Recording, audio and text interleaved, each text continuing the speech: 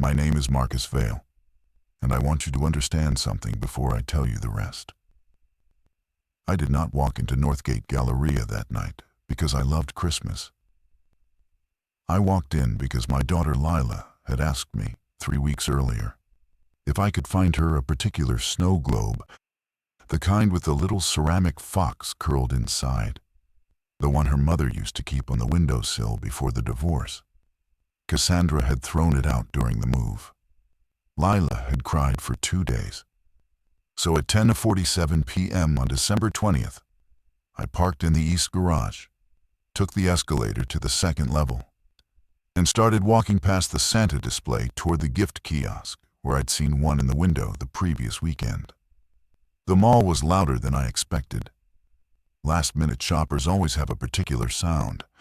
The laughter sharper, the footsteps quicker, the children whining at a pitch that cuts through the speakers playing Bing Crosby for the 400th time. I remember a woman arguing with her teenage son about a phone case. I remember a security guard, mid-50s, gray mustache, leaning against the railing outside the Apple store and watching the crowd the way a lifeguard watches a calm pool. His name tag said Raymond. I would learn the rest of his name later, when there was time to learn things like that, and when there was no longer time to use them. I had the snow globe in my hand at 11:51 p.m. I'd paid in cash because my card had been giving me trouble. The cashier was a young woman, maybe 22, with a candy cane pin on her lanyard. She told me her name was Priscilla and that the fox was her favorite design too. She wrapped it in tissue paper with the kind of care people only give when they're working a job they secretly like. I tipped her $5 and turned toward the escalator. That's when the first scream came from the food court. I want to be honest about what I did in those first seconds, because the version of me that existed before midnight on December 20th was not a man who ran toward screams. He was a man who paid his mortgage, who'd been divorced for 2 years, who taught high school history and coached freshman soccer badly. He froze. He stood at the top of the escalator with a ceramic fox in a paper bag and waited for someone else to do something. What I saw instead was the security guard Raymond moving toward the noise at a fast walk, one hand on his radio, the other on a flashlight he was unclipping from his belt. He was not panicked. He had the body language of a man who had seen drunks and shoplifters and medical emergencies and assumed this would be one of those. I watched him disappear around the corner past the Cinnabon. I waited 8 seconds. I counted them later, because I've counted everything since. Then the lockdown siren started. The mall has a sound system most people never hear deployed, a deep, 2-tone industrial alarm that cuts through every speaker and overrides the music. It is the sound, I would later learn, of the steel emergency shutters descending at every external exit. I felt the building change. The Bing Crosby died mid-syllable. The lights shifted from warm gold to a sharper white as the emergency system took over. And underneath all of it, beneath the alarm and the confused shouting and the sudden running, I heard the grinding metal of the shutters sealing us in. A woman behind me said very quietly, "Oh God, they're locking us down." I turned. She was holding the hand of a boy, maybe 7, who was staring up at her with the patient confusion of a child who has not yet decided whether to be afraid. The woman's eyes met mine. She was looking for an adult. She was looking for someone who knew what to do. I'm ashamed to tell you what I did next, because I nodded at her as if I did. Her name was Devi Kapoor, and the boy was her nephew, Arav. I learned this in the next 90 seconds because she started talking the way some people talk when they're scared fast, organized, almost like she was filing a report. She was a pediatric nurse at St. Brendan's. Her sister had dropped Arav off at the mall while she finished a late shift. The plan was for Debbie to take him home after the food court closed. The plan had not survived contact with whatever was now happening on the first floor. We were standing near the railing on the second level. Below us, the food court was emptying in the wrong way. People weren't walking toward the exits. They were running back from them, toward the center of the mall, toward us. I saw a man in a Carhartt jacket, carrying a small girl over his shoulder. I saw an elderly couple holding hands and moving with the slow desperation of people who knew they could not move faster. I saw the Cinnabon employee, a kid in a green visor, vault the counter and sprint past his own register without looking back. And then I saw the first one. He was wearing a Northgate security uniform, not Raymond. Younger, maybe 25, with the kind of close-cropped haircut that suggested recent military. His face was wrong. The angle of his jaw, the way it hung loose, the way his eyes tracked nothing and everything at once. There was blood on his shirt that did not appear to be his. He came around the corner past the smoothie stand at a strange, lurching half-run. Not the choreographed shamble of every zombie movie I'd ever seen, but something more, like a drunk man who has forgotten how legs work and is making up for it with speed. He hit a woman in a red coat from behind. She went down. He went down on top of her. I will not describe what happened next. I will tell you that Debbie grabbed my arm hard enough to leave bruises I would find 3 days later, and that Araf made a small, high sound that was not quite a word, and that I turned us all away from the railing and started moving. "Where?" Debbie said. "Where do we go?" I didn't know. I genuinely didn't know. But I had walked this mall every Saturday for 6 years, when Lila was small and Cassandra still spoke to me. And somewhere in the part of my brain that handles muscle memory rather than thought, I remembered that the second-floor service corridor behind the Macy's wing led to a maintenance stairwell, and that the stairwell connected to a back-of-house storage area where the seasonal decorations were kept. It was not a plan. It was a direction. "This way," I said. We were not alone in moving. A small current of people was flowing the same way, the ones who'd been on the second level when the screaming started, and who'd had the same instinct to get away from the railings, away from the open central atrium. I counted, without meaning to. There were maybe 30 of us heading toward the Macy's corridor. Behind us, the sound of the food court was changing, becoming less like screaming and more like something I did not have a word for. A man caught up to us at the entrance to the corridor. Tall, broad, wearing a North Face jacket and an expression I recognized from coaching, the expression of someone who has just decided to take charge of a situation, whether or not he is qualified. He was maybe 45. He had a wedding ring. He had a Bluetooth earpiece in one ear that was still blinking blue, as if he'd been on a call when the world ended. "You know where you're going?" he said to me. "Service corridor," I said. "Stairwell, back storage." He nodded once, the way a man nods when he's deciding to trust you provisionally. "I'm Garrett. Garrett Hale. I was a captain in the Guard 10 years ago. I'm going to help." I did not yet know that Garrett Hale was going to be the reason 11 people died. The service corridor was narrower than I remembered and brighter than I expected, fluorescent tubes running the length of the ceiling, the walls painted that institutional beige that exists only in places customers aren't supposed to see. The door to the corridor was a fire door, heavy steel with a push bar. Garrett held it open while the rest of us funneled through. I counted again. 31 people. A child in a stroller. 2 teenagers in matching Letterman jackets who looked like brothers. An old man with an oxygen tank on a small wheeled cart. Priscilla from the gift kiosk, still wearing her candy cane pin, her face white in a way that made the pin look obscene. Garrett let the door close behind us. The push bar, clicked. The sound on the other side became muffled, then almost peaceful, the way a closed window makes a thunderstorm feel like weather happening to someone else. "Okay," Garrett said.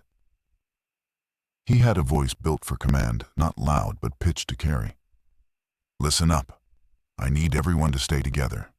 Don't break off. Don't run ahead. We're going to find a defensible position, and we're going to wait for the authorities to clear this." I should have said something then. I should have said that I'd seen what happened to the woman in the red coat, and that the thing wearing the security uniform had not been a person anymore, and that no authority I could think of was going to clear anything in the next several hours. I didn't. I let Garrett talk because Garrett was talking, and because the part of me that had nodded at Devi was still nodding at anyone who seemed to know what to do.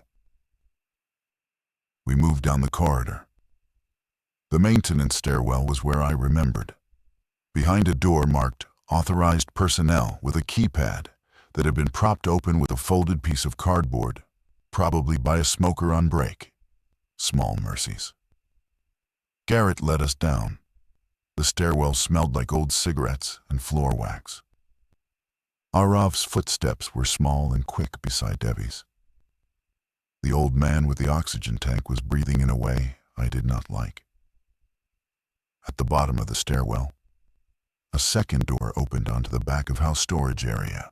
It was bigger than I'd expected. A long concrete room with rolling racks of seasonal inventory, pallets of cardboard boxes, a forklift parked in one corner. There were two other doors. One led, according to the faded sign, to Loading Dock A. The other was unmarked, and there were already people inside. A cluster of maybe 40 mall employees and shoppers had found the storage area before us, channeled in from a different stairwell on the opposite side of the building. A woman in a Macy's vest was crying quietly against a stack of boxes. A man in a Cinnabon apron, not the kid I'd seen vault the counter. An older one, maybe the manager, was sitting on the floor with his back against the forklift, staring at nothing. And in the center of the room, on top of an overturned crate, a woman was standing and talking, calmly, clearly, with a clipboard. She was perhaps 50, short gray hair, no makeup, wearing a Northgate Galleria management blazer over a white blouse. She had the unmistakable posture of a person who had been running this building for a long time and was not going to stop just because something had gone wrong inside it. "And I need everyone who can lift more than 50 pounds to identify themselves," she was saying. "We need to move inventory to block the loading dock door. Lola, can you get the first aid station from the security office? Marco, I need you to do a count." She saw us come in. She did not stop talking. She simply absorbed our arrival into her ongoing plan, gestured for us to gather, and said, "I'm Eleanor Pike. I'm the operations director for this property. And if you're here, you are now part of how we get through tonight. I need names, ages, and any medical conditions. Start with the children." Garrett Hale, beside me, said quietly, "Who put her in charge?" I looked at him. I had known Garrett Hale for less than 10 minutes, and I already understood that the question was not rhetorical. He was assessing. He was looking at Eleanor Pike the way a man looks at a chair he's deciding whether to sit in or move. "She works here," I said. "She manages a mall," Garrett said. It was not a sneer. It was something worse, a calm, almost gentle correction. The kind of thing a man says when he's already decided what comes next and is being patient about it. "I've run logistics for 200 people in conditions worse than this. She's going to get someone killed." I did not respond. I told myself it was because I didn't know enough yet to take a side. That was not the real reason. The real reason was that Garrett Hale was the kind of man whose certainty made you want to borrow some. and I was a high school history teacher who had nodded at a stranger in a hallway because she looked at me like I knew what I was doing. Eleanor's count came back at 187. Then the door from the second stairwell opened, and another small group came through, bloodied, breathing hard, one of them bitten on the forearm and not yet saying so. The count went to 198. Then 2 more limped in from a side passage I hadn't noticed. And Eleanor wrote down 200 on her clipboard and underlined it twice, as if the number itself were a thing she could hold on to. 200 strangers, 1 concrete storage room, 3 doors. The sound of the mall above us was muffled, but not absent a kind of distant, irregular thudding, like something heavy being dropped at unpredictable intervals. Eleanor organized us into groups. She did it fast, without ceremony. Group A, medical, anyone with training, led by Debbie when Debbie raised her hand. Group B, physical, the lifters and movers, 22 of us, which is how I ended up next to Garrett Hale stacking pallets against the loading dock door. Group C, caretakers, the people watching the children and the elderly, and the man with the oxygen tank, Wissem, whose name was Mr. Halberstam, and who was, Debbie quietly told me, not going to last the night without his medication. Group D, scouts, 4 people Eleanor sent with flashlights to map the back of house and identify every door, every vent, every possible breach point. It was, I have to tell you, extraordinary work. Eleanor Pike had been running this building for 16 years. She knew where the water shutoffs were. She knew which doors had functioning locks and which had been broken for months, because corporate wouldn't approve the repair budget. She knew that the loading dock door had a manual override that could be bypassed from outside if someone knew where to look. And she had Marco, her assistant manager, mid-30s, quietly efficient, welding it shut with a portable kit from the maintenance closet within 20 minutes of our arrival. Garrett watched all of this while we worked. He did not contradict her. He did not undermine her. He simply watched, and occasionally murmured things to the men working beside him. And slowly, so slowly, I did not notice it happening until much later, a small group began to coalesce around him. 3 of the lifters from Group B, 1 of the scouts, who reported to Garrett before reporting to Eleanor. A man named Devereaux, who'd been a cop in another city 20 years ago, and who introduced himself to Garrett by his rank. By 1:30 a.m., we had a sealed room, a rough inventory, a triage corner where Debbie was treating the bitten man. His name was Hollis. He was 41.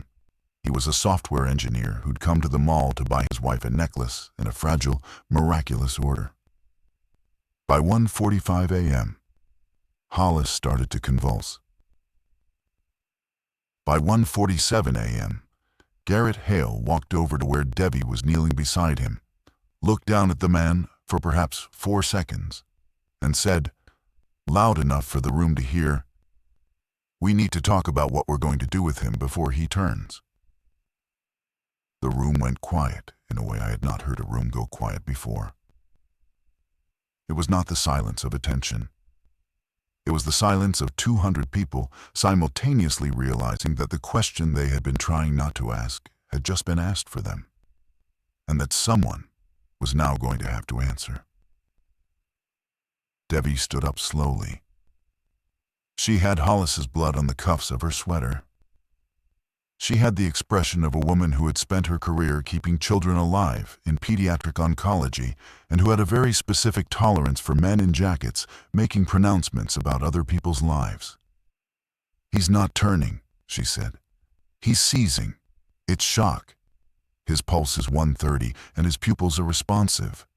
He has hours, possibly more. We don't know the progression. We don't know if everyone bitten turns. We don't know anything yet." "He was bitten on the forearm 40 minutes ago," Garrett said. His voice was still calm. "His wife is not here. His children are not here. I am asking this room to think clearly about what happens if he convulses again in 2 hours and comes up off that floor as one of them. We have a child in a stroller 15 feet away. We have Mr. Halberstam on an oxygen tank. We have a sealed room with one functional exit. I am not proposing cruelty. I am proposing arithmetic. I want you to understand that Garrett Hale was not wrong about the arithmetic. I want you to understand also that he was wrong about almost everything else, and that the distinction is the entire reason I'm telling you this story. Eleanor stepped down off her crate. She walked over to where Devi was standing, and she looked at Hollis on the floor for a long moment. Then she looked at Garrett. "We don't kill people in my building," she said. "It isn't your building tonight," Garrett said, gently, almost kindly. "It's our building." The room did not erupt. That isn't how it happened. People do not, in my experience, erupt in moments like that. What they do is shift. Posture changes. Eye contact lengthens or breaks. Small alliances form in the space of a glance. I watched, from where I was standing beside a pallet of wrapping paper, as the room sorted itself into 2 groups without anyone having to say a word. Devi's group around the wounded, Garrett's group around the door.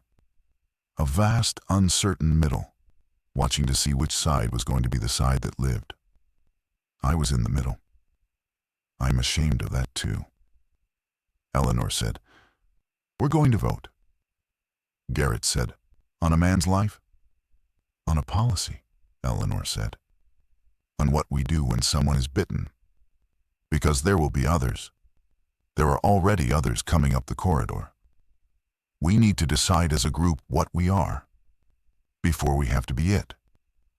It was the right call. I knew it was the right call. Eleanor was doing what every functional institution does in a crisis. She was converting an impossible individual decision into a procedural one, distributing the moral weight across 200 shoulders so no single person had to carry it alone. It was, I realize now, the most experienced thing anyone said all night. It was also the moment Garrett Hale had been waiting for. Because Garrett Hale understood something Eleanor did not, or had perhaps forgotten in 16 years of running a building where the worst thing that ever happened was a shoplifter or a fire drill. Garrett understood that votes in frightened rooms do not measure what is right. They measure what is loudest.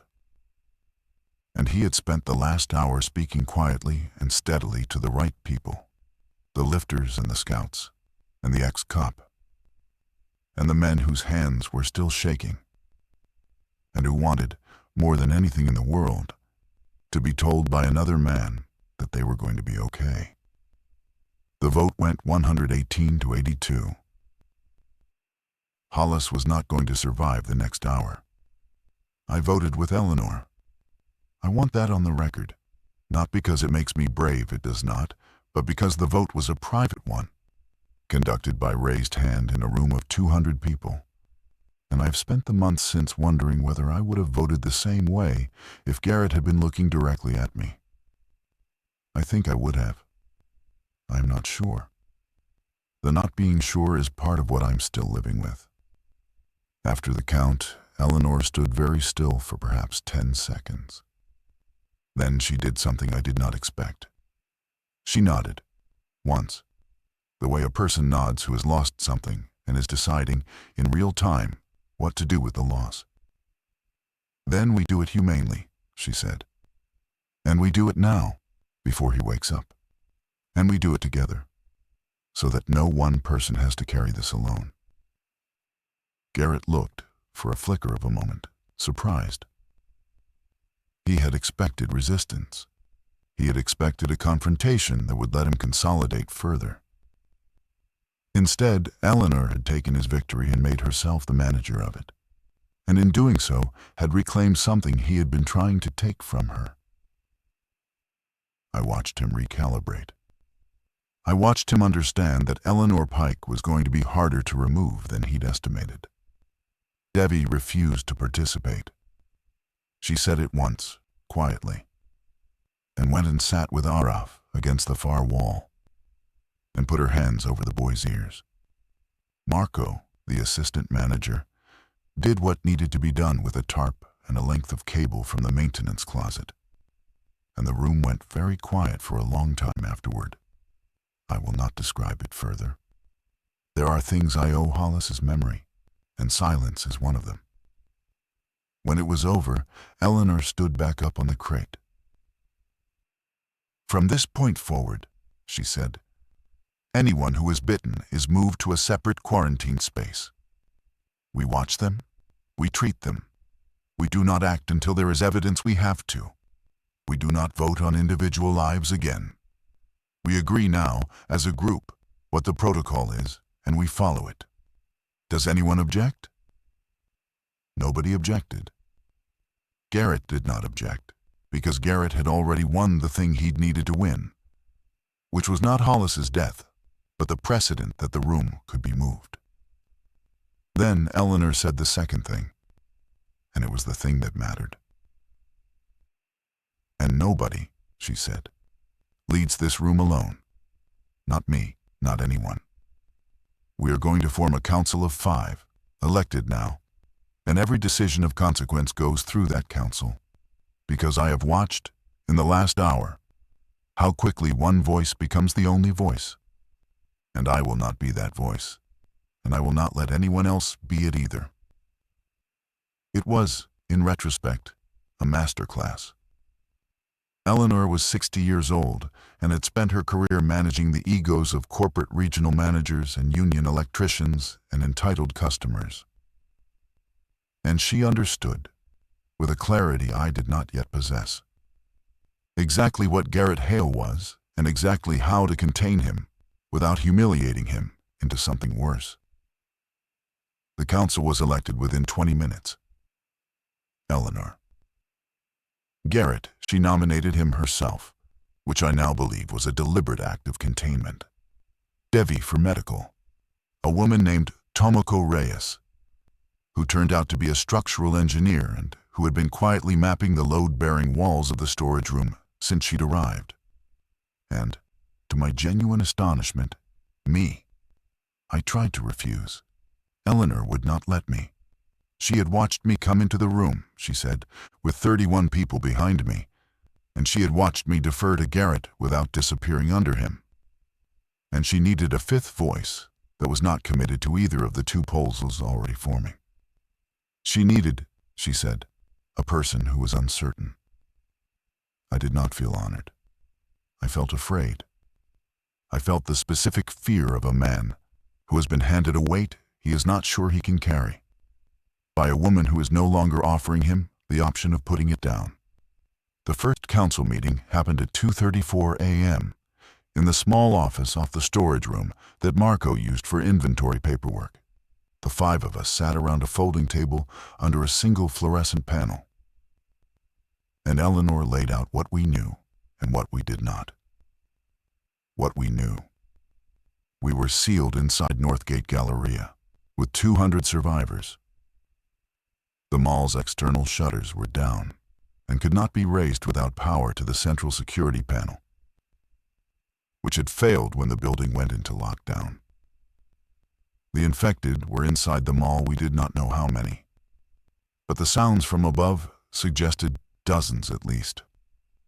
We had food enough, Marco estimated, for 2 weeks if rationed, longer if we accessed the grocery anchor store on the east side. We had water, the building's tanks were full and gravity-fed for the first day or 2.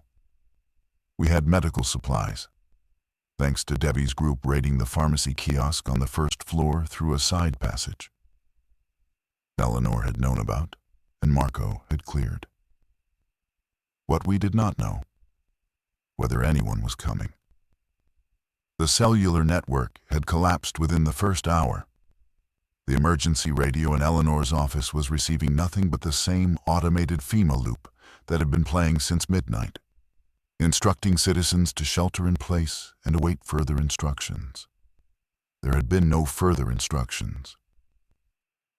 "We need to assume," Eleanor said, that no one is coming for at least 72 hours, possibly longer, possibly never. Garrett said, "Then we need to talk about offensive posture." Tomoko, the engineer, said, "We need to talk about structural posture first. This building has 14 identified entry points on the ground floor. The shutters have sealed 11 of them. The other 3 are service entries that were not on the lockdown circuit. 2 of them are currently breached. The third is the loading dock, which Marco welded. I have walked the perimeter of our floor, and we are, for the moment, defensible. But the moment we open any of those entry points to scavenge or escape, we lose the seal." "So we don't open them," Debbie said. "Then we die in here in 3 weeks," Garrett said. "Maybe 4 if Marco's right about the grocery store. We die slowly. We die of dysentery and depression and infection from cuts we can't treat. We die of Mr. Halberstam not having his heart medication. We die of Arav's mother never coming for him, and a 7-year-old finding out what that means. We die of the council eventually splitting over 1,000 small decisions, because nobody has the authority to override anyone. Sheltering in place is not a survival plan. It is a delayed sentence." There was a long silence. He was, again, not wrong. This is what I keep telling you about Garrett Hale. He was not a stupid man. He was not even, by his own lights, a cruel man. He was a man who had decided early in his life that clarity was a higher virtue than kindness, and who had spent decades getting very good at making the case for things. "Then what do you propose?" Eleanor said. "A scouting party," Garrett said. 6 people. Tomorrow night, after we've rested and organized. We go up to the 2nd level through the service stairwell. We map the infected population. We identify a route to the rooftop where we can deploy signals fires, mirrors, anything that draws aerial attention. And we identify whether the grocery anchor is accessible. We do not engage. We do not extract anyone. We gather information and we come back. "Who leads it?" I asked. It was the first thing I'd said in the meeting. Garrett looked at me. There was, for the first time, something almost like respect in the look. "I do," he said. Eleanor said, "We'll vote." The vote was 3-2. Tomoko and I voted with Eleanor against the scouting party. Devi voted with Garrett. I had not expected that. I would not understand it until later. The scouting party was approved for the following night. I want to tell you about Debbie's vote, because it is the moment in this story when I first understood that I did not understand any of the people around me as well as I thought I did. I caught her alone, an hour after the meeting, while she was repacking the medical supplies on a folding table near the wall where Arav was sleeping under her coat. The boy had finally gone down, the way children sometimes do in the middle of catastrophe, dropping into sleep like a stone, because the alternative was unbearable. "You voted with him," I said. "I did." "Why?" She did not look up. She was sorting gauze packets by size, with the methodical economy of a person who has done this exact motion 10,000 times in her career. "Because Garrett is right that we cannot stay here," she said. "He is right about Mr. Halberstam. He is right about Arav. He is right that a sealed room is a coffin we have not yet noticed we are in. He is wrong about almost everything else, including how to talk to a frightened room. But he's not wrong about the arithmetic of being trapped. And Eleanor is so afraid of him that she is going to refuse every plan he proposes, even the correct ones. Someone on the council has to be willing to vote with him when he is right, or he is going to stop bringing his ideas to the council at all." I had not thought of it that way. I had been thinking of the council as 2 factions and 3 swing votes. Devi was thinking of it as an ecosystem that needed maintenance. "He's going to use the scouting party to consolidate," I said. He's going to come back from that mission as the man who saved us. Probably, Debbie said. And if the information he brings back is good, that will be a price worth paying. And if he comes back having done something stupid and gotten people killed, the room will see it, and we will have what we need to remove him. That's a cold way to think. I am a pediatric nurse, Marcus. I have watched children die of cancer for 19 years. I do not have warm thinking left in me for adult men with opinions. She looked up then, and I saw for the first time how tired she was. Not physically tired. The other kind. The kind that accumulates over a career of carrying things that are not yours. The reason I voted with him, she said, is not because I trust him. It is because I do not trust any single one of us. And I am trying to keep the council balanced enough that no one person becomes the answer. Including Eleanor. Including you. Including me. I sat with that for a long time after she went back to her sorting. The scouting party left at 9 p.m. the following night, December 21st, through the service stairwell. Garrett picked his team. Devereaux, the ex-cop. 2 of the lifters from Group B, men named Soren and Patel. A woman named Kit, who had been a wildland firefighter in Oregon and who had volunteered the moment the mission was announced. And, against my objection in the council meeting, Priscilla, the cashier from the gift kiosk, 22 years old, candy cane pins still on her lanyard. Garrett wanted her because she knew the mall's layout from the retail side. Eleanor had vetoed it. Garrett had taken the vote to the room. The room, by then, was already starting to drift in his direction, and the room had said yes. I watched Priscilla go through the service door with a flashlight strapped to her chest and a fire axe in her hands that she clearly had no idea how to use. I watched Garrett squeeze her shoulder in a way that was meant to look paternal and looked, to me, like ownership. I should have stopped it. I was on the council. I had a voice. I used it in the meeting, and then I let the room overrule me. And I told myself that was democracy. Priscilla did not come back. The scouting party returned at 4:17 a.m. There were 5 of them. Garrett came through the service door first, and the way he came through it told me, before any words were spoken, what had happened. He was not bleeding. None of the survivors were bleeding. But his jacket was torn at the shoulder, and the fire axe in his right hand was no longer clean. And his eyes had the specific glaze of a man who had crossed a line he had been carrying around inside himself for a long time and was now on the other side of. Devereaux came in second, then Soren, then Kit, supporting Patel, whose left ankle was the wrong shape and who was breathing through his teeth. No Priscilla. Eleanor met them at the door. She did not ask.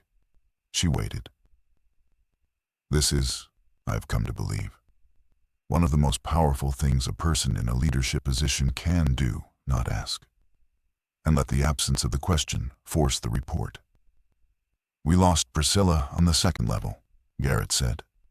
His voice was level. Near the food court. There was a swarm at the railing. She was clearing a path with the axe, and one of them came over the planters from a direction none of us were watching. It was fast.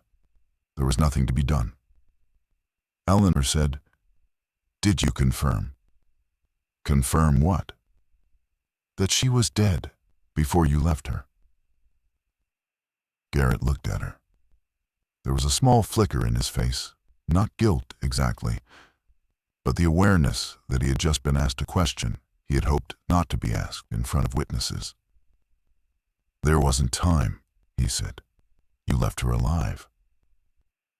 "I left her overwhelmed. There is a difference." "There is not," Eleanor said. "A difference." Debbie was already moving toward Patel with her medical bag. Kit, the firefighter, was the one who spoke next. She did not look at Garrett when she did it. "We could have gone back," she said. She fell behind a planter. The swarm was on her, but the swarm was not yet on the planter.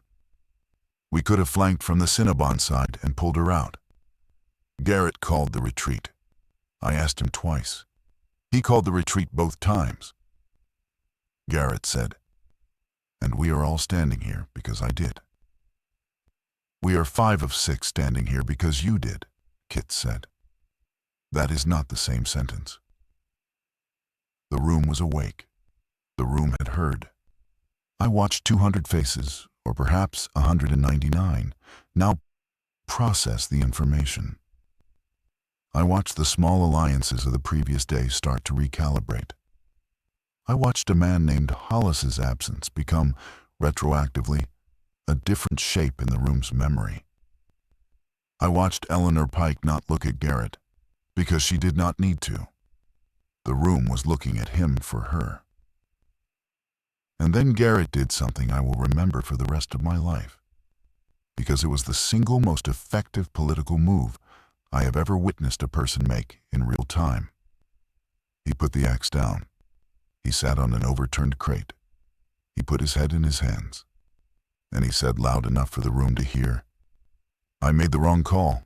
I called the retreat too early. I should have flanked. I was afraid for the rest of the team, and I made a decision out of fear, and a young woman is dead because of it. I am sorry. I am asking this room to take that into account when you decide what to do with me. He looked up. His eyes were wet. I could not tell, then or now, whether the tears were real. I am not asking you to forgive me. I am asking you to let me earn it back. The room, which had been about to turn against him, did not turn. The room instead began very quietly to forgive him. I have thought about that performance for a long time. I have thought about whether it was a performance at all, or whether Garrett Hale genuinely felt grief and guilt and was honest about it in the moment, and whether the distinction matters when the effect is identical. I have come to believe that the most dangerous people are not the ones who lie about their feelings. The most dangerous people are the ones who feel exactly what they need to feel at exactly the moment they need to feel it, without the lie ever being conscious. Eleanor called an emergency council meeting in the inventory office. The 5 of us sat at the folding table again. The mood was different this time. Tomoko was angry in a contained way I had not seen from her before. Devi was quiet and exhausted. Eleanor was the same calm she had been for 2 days, but there was something flintier underneath it. And Garrett was, and this is the part I want to underline, composed. He had absorbed the room's near mutiny, converted it into a performance of contrition, and arrived at the meeting with a clean political slate. I move, Eleanor said, to remove Garrett from the council. On what grounds? Garrett said. Not defensive, curious. Loss of confidence. You made an operational decision that resulted in the death of a civilian under your command, and you have not produced a survivor's account that the other survivors corroborate. Kit's testimony is on the record. Kit was scared. Kit was in her first contact with the infected. Kit will, if you ask her in a week, tell you a different version of that night. I am not contesting her account. I am contesting whether her account, alone, is grounds for removal. It is not alone, Tomoko said. You took Priscilla against the council's vote. You used the room to override us. You made a habit in 2 days of converting council decisions into public referendums whenever the council disagreed with you. The vote is not about Priscilla. The vote is about whether you respect the structure of this council. Garrett was quiet for a moment. Then he said, then let's vote. The vote was 2-2. Eleanor, removal. Tomoko, removal. Garrett, of course, against. Devi, and this is the part I keep returning to, abstained. Which left me. I want to describe this moment precisely, because it is the moment in this story that I've replayed more than any other. And I want you to see it the way I saw it. The 4 of them were looking at me. Eleanor's face was unreadable. Tomoko was leaning forward with her elbows on the table. Devi was looking at her own hands. Garrett was looking directly at me, with an expression I want to call sympathetic, but which I think, in retrospect, was something more like recognition. He was looking at me the way one man looks at another man when he's about to find out whether they are the same kind of man. I thought about Priscilla, the candy cane pin, the $5 tip, the way she had wrapped the snow globe in tissue paper. I thought about the scouting report Garrett had delivered because he delivered one, before the conversation about Priscilla, which had confirmed that the grocery anchor store was accessible, that the rooftop was reachable through a service ladder near the third-floor mechanical room, that the infected on the upper levels were dense but not coordinated, that there was a clear corridor toward the east emergency exit that could, with planning, be opened from inside. I thought about the fact that this information was going to save lives, possibly all of our lives, and that we had it because Garrett Hale had been willing to go up there, and because Priscilla had died. I thought about my daughter. I thought about the snow globe, which was still in a paper bag somewhere on the storage room floor, and which I had not looked at since the lockdown started. I voted to keep Garrett on the council. I want to be very clear about why I voted the way I voted, because I have lied to myself about it in the time since, and I do not want to lie to you. I did not vote to keep Garrett because I thought it was the right call. I voted to keep him because I was afraid. I was afraid of what the room would do if the council removed him without consensus. I was afraid of what he would do, specifically, with the fraction of the room that had already attached itself to him. I was afraid of becoming the man who would cast the deciding vote against him, and the kind of attention that would draw from a person I was beginning to understand was very good at remembering who had crossed him. And I told myself, in the moment, that I was voting for stability, that removing him would fracture the room, that keeping him on the council under closer scrutiny was the more responsible choice, that I was being pragmatic. I was lying to myself. I want that on the record too. Eleanor did not react when I cast my vote. She wrote the result down on her clipboard, and she closed the meeting. And she went out into the storage room to coordinate the day's water distribution. And she did not, for the next 18 hours, speak to me. Not coldly, not with any visible reproach. She simply allocated her attention elsewhere. And I felt the absence of it the way you feel the absence of a light you didn't realize you'd been reading by. Tomoko was less subtle. She passed me near the loading dock door later that morning, and she said without breaking stride, "You will regret that vote, Marcus." She did not stop walking. She did not look at me. She was, I came to understand, not angry at me personally. She was angry at the version of me she had assumed existed, and which had now revealed itself to be a different and lesser version. And she was filing the information for later use. Devi, when I found her, was the one who surprised me. "You did what I expected you to do," she said. "What did you expect?" "I expected you to vote your fear. I expected Eleanor to vote her conscience. I expected Tomoko to vote her engineering brain, which sees Garrett as a structural risk. I expected Garrett to vote his survival. And I expected myself to abstain. Because I'm the only one of us who is not playing the long game of this council. I am playing the short game of keeping the people in this room alive for the next 48 hours. And Garrett's information is more valuable to that game than his presence is dangerous. Yet. She went back to her gauze.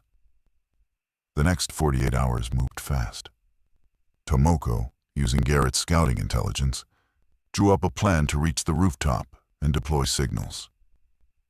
Eleanor, with Marco, worked out the logistics of a grocery raid, 3 teams of 4, staggered timing, an extraction route through the service corridor we'd come in by. Debbie prepared a triage protocol for returning teams, including a quarantine space carved out of a small storage room with a door that locked from the outside. The larger room. The 200 settled into a kind of grim rhythm. People learned each other's names. The two Letterman jacket brothers, who turned out to be named Theo and Bennett, started a small school for the 4 children in the room, including Arav. Mr. Halberstam, the man with the oxygen tank, was running low and was, Debbie quietly told the council, going to need either heart medication from the pharmacy on the 4th floor or an honest conversation about palliative care. Garrett, throughout these 48 hours, was a model council member. He deferred. He brought ideas to the council instead of the room. He listened more than he spoke. He was, in short, on his best behavior. I should have understood that this meant he was waiting for something.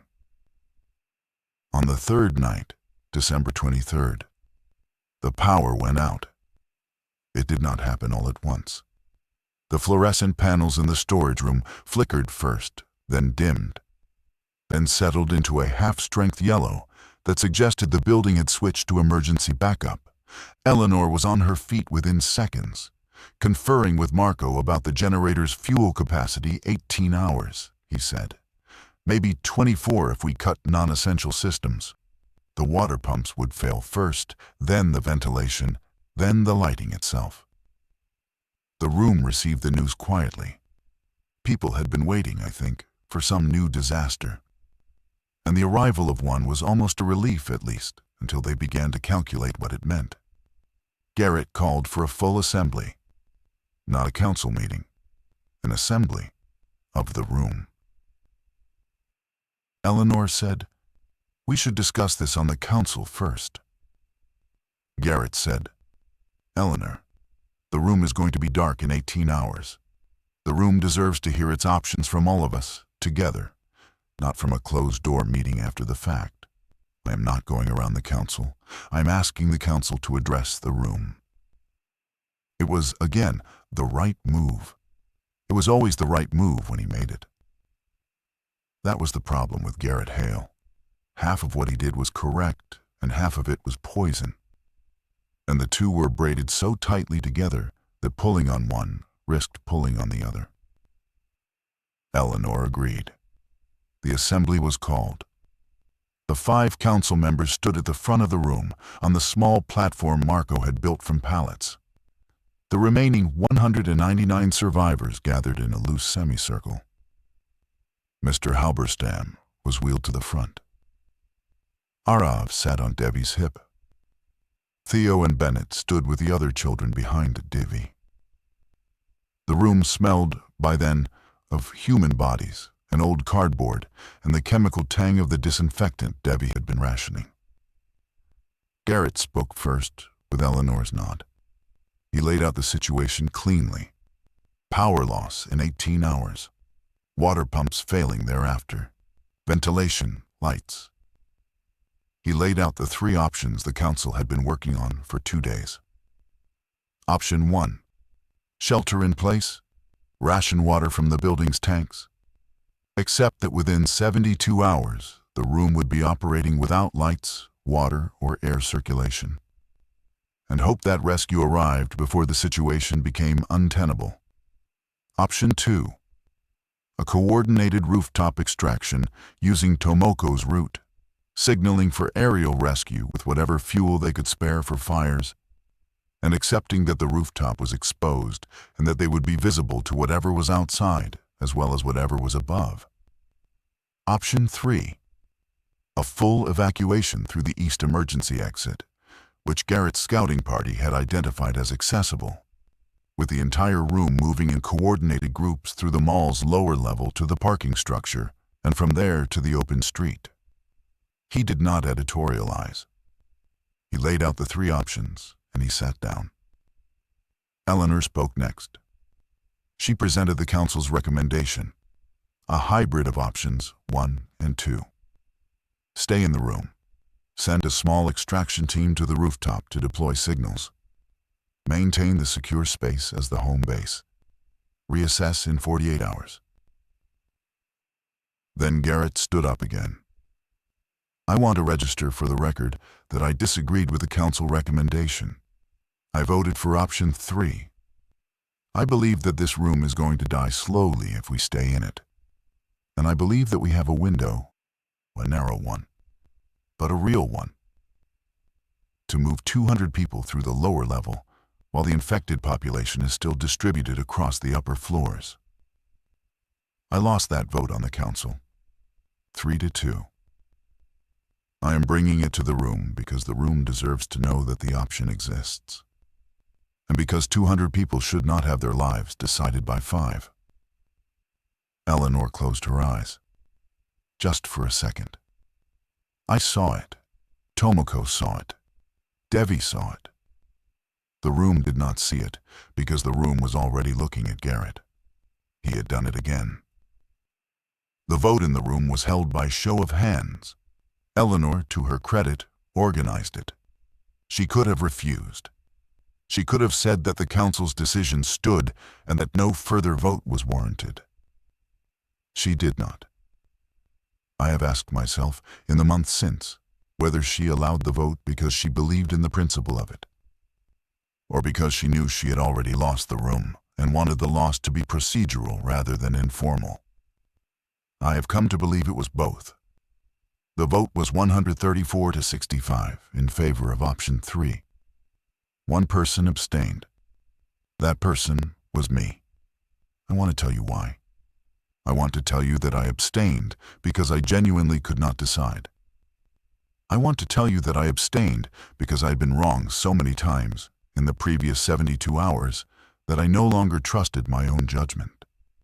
I want to tell you these things, and they would all be partly true. But the more honest thing is that I abstained because I was on the council, and I had voted to keep Garrett on the council, and I could not now vote against the plan he had brought to the room without admitting to myself what my earlier vote had cost. Eleanor stood very still on the platform for a long time after the count was announced. Then she stepped down. She walked over to where Marco was standing with his clipboard, and she said something to him quietly, and he nodded. She came back up onto the platform. "All right," she said. "We move at 2 a.m. Tomoko will draw the evacuation routes. Devi will prepare medical kits for each group. Marco will organize transport for Mr. Halberstam and the children. Garrett will lead the forward team. I will bring up the rear. Marcus," she looked at me for the first time in 2 days, "will coordinate the middle groups. Get some sleep if you can." She had absorbed the loss. She had distributed roles in a way that gave Garrett his victory and kept him at the front, away from the vulnerable, while keeping herself at the rear where she could see everything. She had given me a role that mattered. She had not in any visible way fought for her own preference once the room had spoken. It was, in retrospect, the most generous thing she did. And she did it for a room that had just chosen against her. We moved at 2:14 a.m., 14 minutes late, because Mr. Halberstam's oxygen tank needed to be transferred to a smaller wheeled cart, and there was a brief argument about who would push it. Theo and Bennett, the Letterman brothers, volunteered together. Devi approved them. The room organized itself into 6 groups of roughly 33, each with a designated leader, each with a rough route, each with a small medical kit. I will not describe the next 4 hours in detail. I am not capable of it. What I will tell you is this. We moved through the service corridor, down to the first floor back of house, and from there in a long staggered line through the mall's lower level toward the east emergency exit. The infected were present. They were not as dense as the upper floors, but they were not absent. We lost 12 people in the corridor near the food court. We lost 3 more at the exit itself, when the door was pried open and the noise drew a swarm from the parking structure. Mr. Halberstam died in the corridor, not from infection, from his heart. Theo was holding his hand when it happened. Bennett kept the cart moving. Devi did not have time to confirm the death until we reached the exit. And by then the body had been left behind. And Theo did not speak again until we were 3 blocks from the building. Priscilla's body we did not find. We did not look. The route did not take us through the second level. Of the 200 who had gathered in the storage room, 184 reached the parking structure alive. Garrett Hale was one of them. So was Eleanor Pike. So was I. The parking structure was not safe. Nothing was safe. But it was open, and the cold December air after 3 days of recycled storage room atmosphere was the first thing in 72 hours that felt like it belonged to the world rather than to the building.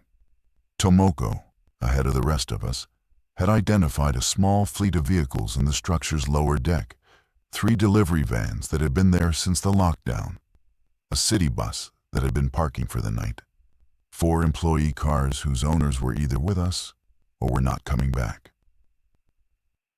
We had keys for some. We hot-wired the rest. A man named Esperanza Diaz, who'd been quiet for most of 3 days, turned out to have run a chop shop in his 20s and walked through the structure with the patience of a man being asked to do something he was good at. By 7 a.m. on December 24th, we had transportation for 184 people. The question of where to go was not mine to answer. Eleanor and Tomoko worked it out with maps from Marco's office, and what little radio information we'd picked up there was a federal staging area being set up at the regional airport, 40 miles north, and a smaller civilian shelter operating out of a high school in the next county. The convoy split into 2. Eleanor took one half toward the airport. Tomoko took the other half toward the high school. Garrett went with Eleanor. I went with Tomoko. I did not consciously choose. I chose by standing where I stood when the groups divided. And I stood where I stood because Devi was standing there. And Arav was on her hip. And I decided sometime in the previous 24 hours that wherever Devi went was where I was going. Eleanor came over to me before her convoy left. She put a hand on my shoulder briefly. "You were not the worst of us, Marcus," she said. "You were not the best of us either. You were what most rooms are in most disasters. I want you to remember that the next time you are on a council, and I hope, for your sake, that there is a next time." I did not know what to say. I said, "I'm sorry." "I know," she said. "It does not change anything. But I know." She got into the lead van. Garrett got into a van 2 vehicles behind her. The convoys pulled out of the parking structure at 7:42 a.m. on the morning of December 24th. I never saw Eleanor Pike again. I learned 3 weeks later that her convoy was attacked on the highway and that the survivors had been routed to a different shelter, and that Eleanor had been one of those survivors, and that she had then walked back into the field on foot alone, against the advice of everyone around her, to retrieve a younger woman who'd been separated from the group. She did not come back from that walk. The woman she went after did. I have her name written down. I have not written to her yet. Garrett Hale I did see again, once. In a refugee processing camp in March 3 months later, where he was running a logistics tent and where a young woman who was not his wife was leaning on his shoulder while he gave directions to a line of people who needed help. He saw me across the camp. He raised a hand. I did not raise mine back. I do not know whether he understood why. Tomoko's convoy reached the high school shelter by mid-afternoon on the 24th. Devi and Arif, and Theo and Bennett and I, and 104 other people walked through the doors of a converted gymnasium and were given blankets and soup and a phone with 3 minutes of guaranteed connection. I used my 3 minutes to call Cassandra. Lila answered. I did not know what to say. I said her name, and I said I was alive. And I said that I had the snow globe, which was the only true thing I had to offer her. And I said that I loved her. She said it back, and the connection cut. I am writing this from a small apartment in a town I had never heard of before March. Lila visits on weekends. Cassandra and I are not reconciled, but we are no longer hostile. And the snow globe sits on Lila's windowsill in her room here. The ceramic fox curled and untouched by anything that happened. I think about the vote, the one I cast to keep Garrett on the council. I think about it more than I think about Priscilla, which is itself a moral failing I am still learning to sit with. What I have come to understand is that I did not survive because I made good decisions. I survived because the people around me, Eleanor, Devi, Tomoko, Marco, a man named Esperanza I barely spoke to, were better than the room deserved. I survived because 200 strangers, asked to be a society in 3 days, mostly succeeded, despite the few of us who failed at the smallest required courage. I am not a hero of this story. I am a man who held a snow globe through the end of the world, and who is trying now to be someone his daughter would have voted for. I am still trying.